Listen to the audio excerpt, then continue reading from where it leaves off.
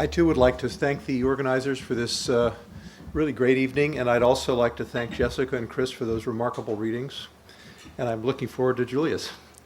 Just two things to say before I read a little bit of a manuscript I've just finished. This is called Picking Up the Flute, and it's a memoir of an adventure my wife Rita and I have had over the years since she retired from teaching, and I shortly thereafter retired from my teaching.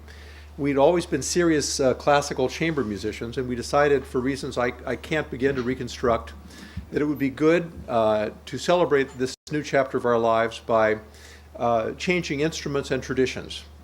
And so she went from piano to the concertina, I went from French horn to the wooden flute, and we threw ourselves into Irish traditional music that we didn't read from the stand, but in fact learned by ear, where memorization was at the heart of the tradition, a special challenge for one in the mid-60s. And we thought this would be a sort of lighthearted, gamey way to celebrate retirement. In fact, it's become an obsession. We've been to Ireland 5 times in the last 3 years. We've gotten extremely interested in a country where we have no family heritage, we had no scholarly background, and so it's been a wonderful and exhausting holiday. And so I finished this book, Picking Up the Flute, which is really a chronicle of this adventure. It has a tune, a particular traditional tune is the leitmotif for every chapter. And I've just sent it out. I just finished it last month to see if I can get it published. It's a little tricky because I want people to be able to read the tune that is the leitmotif as they hear the chapter. So at the end of the little passage I will read to you, I'll play the tune that you'd hear if you, as I imagine it, applied your iPhone to the little square URL symbol on the page. Who knows how that will work?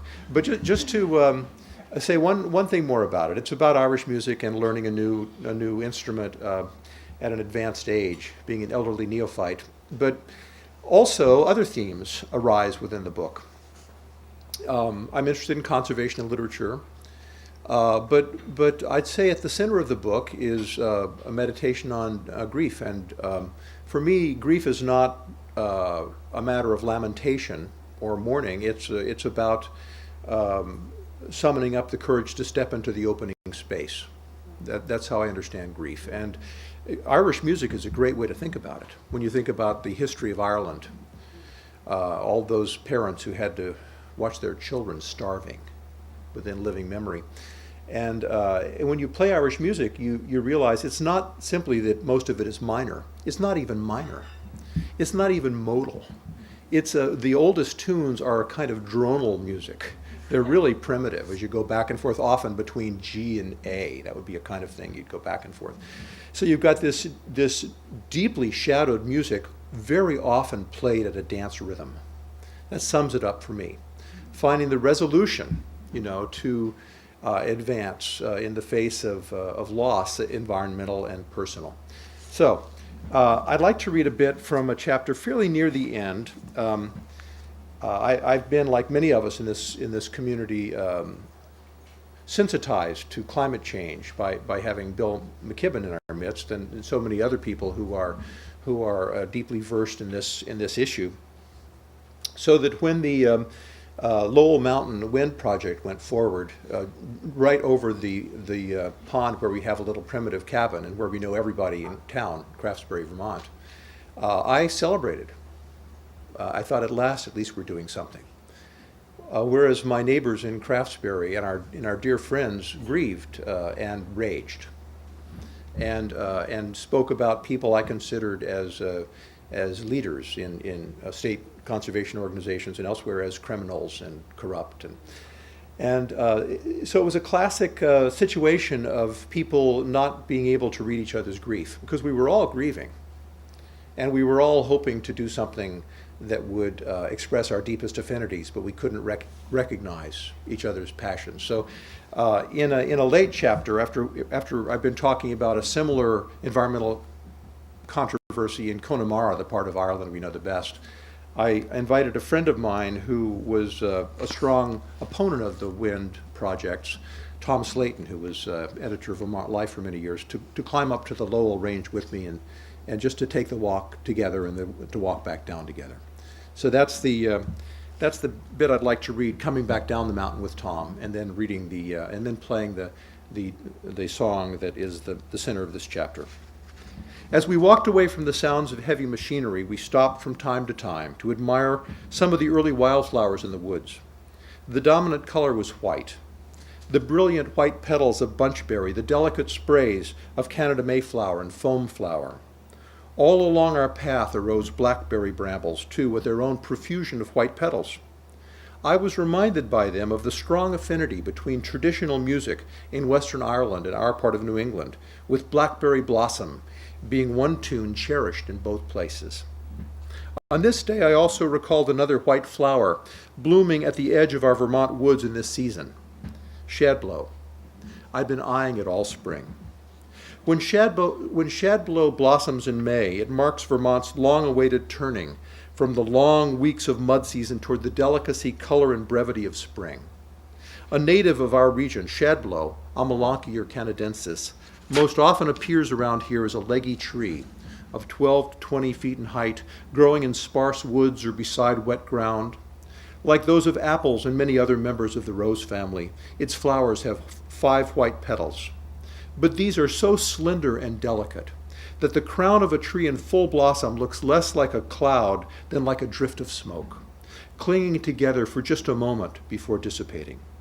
To a hiker or a distracted driver who happens to glance from a car window at the right time, a flowering shadblow is all the more arresting because of its lovely recessiveness. Its emotional impact is less reminiscent of a trumpet peal or a sudden shaft of light than of a mysterious lingering scent. The tree's name reflects its association with the annual migration of shad up the rivers of New England. Shad are anadromous.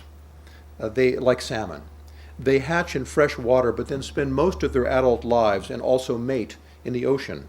Just as the shadblow open, these namesake fish are beginning to return inland after 6 or 7 years in the salt so that they can spawn in their native streams. This correlation between the flowering world and an ancient dramatic migration prevails all the way from southeastern Canada down the mid-Atlantic coast. Such a continuity among widely separated bioregions reflects the fact that just as the blossoming is keyed to air temperature, so too the timing of anadromous fish's migration relates closely to rising temperatures in the freshwater systems to which they are returning. As is true of so many ecological associations, this one between shad and shadblow mirrors a larger concord of climatic and chemical factors. For both the indigenous Western Abenaki and the European settlers who put down roots in this part of Vermont about 250 years ago, the sudden arrival of these plentiful and delicious fish could not have come at a better time. Early spring has historically been a hungry season in the north. With the previous harvest largely exhausted, deer moving back up into the remote heights, and new crops just being planted. Reaching weights of 4 to 10 pounds, shad are the largest members of the herring family, so that their value as a nutritional resource at this straitened moment in the calendar has been enormous. Both native communities and settlers could eat their fill, dry some fish for the future, and use still others to enrich the soil of fields beside the rivers. Attaching the fish's name to the tree thus expressed both hunger and hope in a flinty land where starvation was often a real danger. Serviceberry is a second name used interchangeably with shadblow. Some scholars have traced it to the resemblance between this North American species and European members of the rose family, which are called sorbus in the Linnaean system and have been known as sarvis in the British Isles. Accordingly, serviceberry is often taken to be a corruption of its original New England name of sarvisberry. Be that as it may, New Englanders have also developed another deep connection between the name serviceberry and an aspect of local natural history as specific and significant as the timing of the shad run. Frosts run deep into the soil here. When the white petals of shadblow appear, That has traditionally been taken to show that the ground has finally thawed enough for families to bury their winter's dead. The name serviceberry signals the possibility for long-deferred funeral services, as eloquently as the name shadblow does the reappearance of shad in their native streams. Both speak to the ways in which recurrent natural phenomena have become both personally and culturally meaningful in this challenging landscape. More recently, though, there's also apprehensiveness associated with these seasonal modulations. Ecological disruptions, and in particular climate change, make them gauges not just for the turning of the seasons and the continuation of our lives, but also for grave damage to the living systems on which we depend. Starting in the late 19th century and continuing until about 2 decades ago, the shad run was eliminated in most of northern New England. First came a wave of clear-cutting, including on the slopes of steep mountain valleys, that deposited enough silt in the streams to suppress many populations of fish.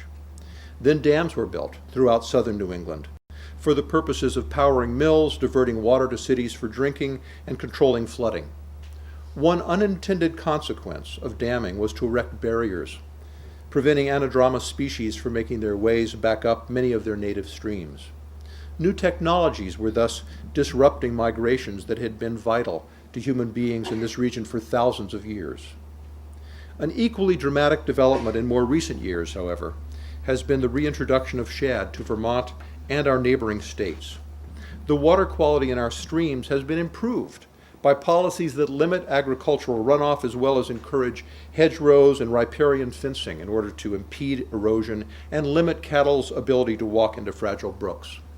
State environmental agencies have taken the lead in both releasing millions of fry into headwaters that traditionally supported shad and in mandating removal of some dams altogether while installing increasingly efficient fish ladders in those that are allowed to remain.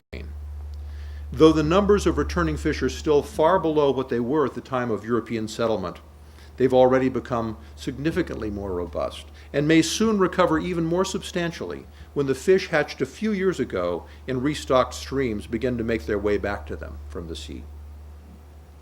The return of shad to Vermont, like the return of peregrine falcons in our family's town of Bristol, because of Rachel Carson's leadership in restricting agricultural applications of DDT, inspires feelings of chastened hope, an awareness of ecological fragility in the face of human carelessness is coupled with experiences of reversing such damage through scientifically informed efforts of restoration. The return of iconic species like shad and peregrines reinforces our potential for a deeper sense of emotional, ethical, and social affiliations with our home landscapes. The particular associations of the name serviceberry, however, make it a more challenging seasonal marker now that climate change has had such a severe impact at our northerly latitude. Winters are on the average 1 month shorter since our own family moved to Vermont in 1973. Disastrous floods struck valleys to the east of the Green Mountains in the wake of 2011's tropical storm Irene, while the transition from winter to spring was so unseasonal and intermittent in 2012 as to truncate the sugaring season. The tide of maple sap only flows when temperatures rise above freezing in the daytime but fall back below it at night. In this year, however, they climbed into the 80s in early March, and trees began to leaf out weeks earlier than usual. This meant that when the temperature dropped again at the end of that month, the sap was no longer sweet enough to boil down into delectable syrup.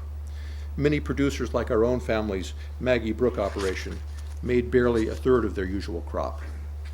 When the shadblow blossomed and frozen country roads became muddy and rutted, we'd long since pulled our taps. What had historically been a marker of predictable transition, in other words, now felt like a token of loss, another disorienting and discouraging manifestation, like the dimming of our colors when the fall foliage came, of living in an unmoored world. The tune in my ears now, as I remember this hike in the Northeast Kingdom, is Liz Carroll's Island of Woods. From the first time I heard friends playing it, I was struck by the sad beauty of Carroll's tune that begins with a descent through the notes D, C sharp, B with the B prolonged before going down over and over to an A that is played 4 times before settling down on a low D to end the phrase. It feels as if the melody has been brought nearly to a halt by an emotional gravity from which it can't escape. Then, almost the identical heartbreaking strain is played again, but this time going up repeatedly from the A to a B. To my ear, the contrast between those first repeated notes and the second sequence that shifts the repetitions up a single tone establishes the character of the whole piece. Island of Woods was so simple and compelling that it went straight to my heart. The friends who played it said that if I wanted to learn it, I should just check out some of the many versions on YouTube, featuring performances by Liz Carroll herself on the fiddle, and often accompanied by a guitar player. One of the aspects of her playing that made these renditions so powerful for me was her remarkable emphasis on the repetitions I'd already noticed. Rather than simply moving deliberately through the reiterated notes, she leaned into them dramatically, almost losing her way in those first A's and B's before finally escaping in a cascade of triplets. In one of the videotaped performances, Liz Carroll remarks that Island of Woods is an ancient name for Ireland, though she goes on to add that today a different name like Land of Green Pastures might be more fitting. In Ireland, as in Scotland, almost all the forests were destroyed long ago. Both the shipbuilding Vikings, who settled on the island so early, and the British Navy were particularly avid for the famous Irish oaks, while centuries of grazing sheep guaranteed that the raised woods would not be returning. It's hard not to feel the relevance of her title to the endangered forests of Vermont. They have recovered strongly, both from the clear-cutting that made Vermont an ecological wasteland in the early 19th century, and from the sheep industry that briefly flourished here thereafter. But today's climate change, and even our sporadic attempts to respond to it decisively through renewable energy generation, threatens that the forests as we've known them will not survive. Hiking in the Lowell Range with Tom Slayton, what I kept hearing were just those first 3 descending notes of Island of Woods. Were they a lamentation? A eulogy? What tunes might they flow into next in this landscape of loss so far beyond the range of human mortality? Though the rhythm of Island of Woods seems to falter in those opening phrases, it quickly recovers the stately tempo of a slow reel, and the triplets with which it finishes feel defiant. What the music tells us is that those vanished forests may still flourish in our hearts and in this tune. I'd like to just play Island of Woods.